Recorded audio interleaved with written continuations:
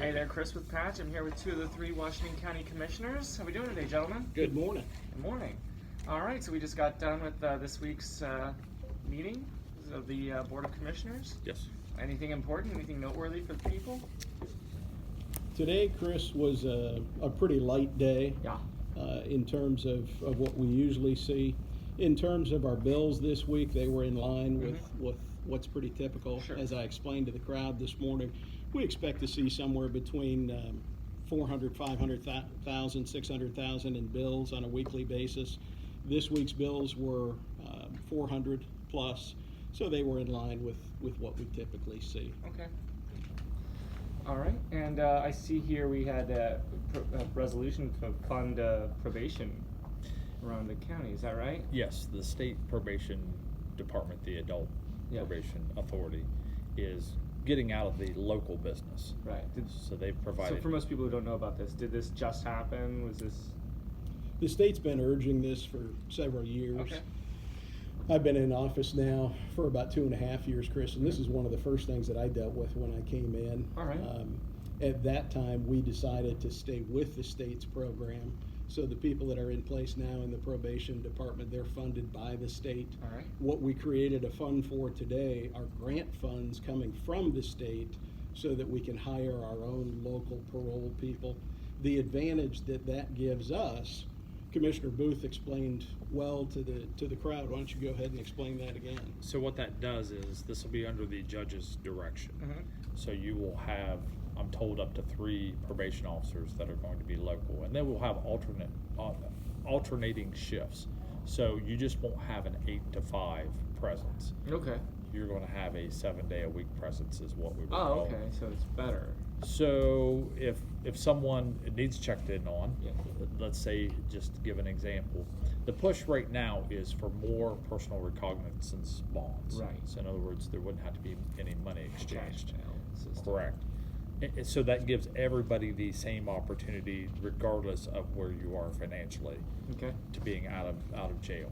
So the judges can direct those persons, whether they are a suspected bad actor, obviously, Yeah. for being, but whether they are good or bad, that probation department can keep tabs on that, and that could keep you from having to pay a bond. So as long as you're acting well, you show up to court, you do everything you need to do, you won't have any problem with the probation department. Makes sense. But so this new fund, what's the step after that? So you got the fund, you got a $450,000 grant. Is that right? Did I That's hear? 2 years. For 2 years to Yes. fund a local probation department. So you're gonna have to basically build a probation department here. Is that correct? Which is already in process. That's already in process. Is that going to be run by the sheriff's department?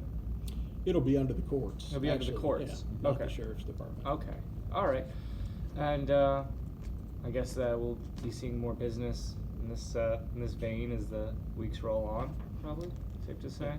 We'll see how this goes. I'm just hoping that this gives, also it helps the sheriff's department, that if the probation department can check up on these people, and they have a little bit more leeway as far as, if you're not supposed to be consuming alcohol, if you're not supposed to have a weapon on you or what have you, they can check up on these folks. Right. And they have to abide by what they say, so. Okay. All right. Trying to see if there's anything else. Is there anything else that's the only one that really popped out at me? Yeah, like we said, it's a pretty light agenda, Chris. We do have a couple meetings coming up. In a short while, we're going to hear from OSU Extension. That's about the 4-H program. Okay.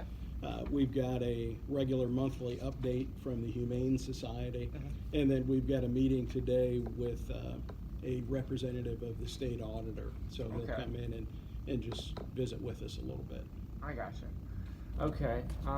And I guess there's this one last thing. Yeah. You made a statement today about the county health insurance provider. Yeah, what I read into the record, what I said to the crowd is both Commissioner Booth and myself, unfortunately, have had difficulty with our health insurance provider. He's been here a short time. Right. I've been here a little bit longer, so I've had more than one run-in with Anthem. I think it is important that our county employees receive not only good care, but timely care, that the healthcare provider is responsive to their concerns, their needs. Right. And I can tell you through personal experience, it's not been good. Right. So what I've directed our human resources person to do is develop a survey that can be sent to every county employee to ask about their experience Okay. with our health insurance provider. They come back every couple years and they give us their sales pitch.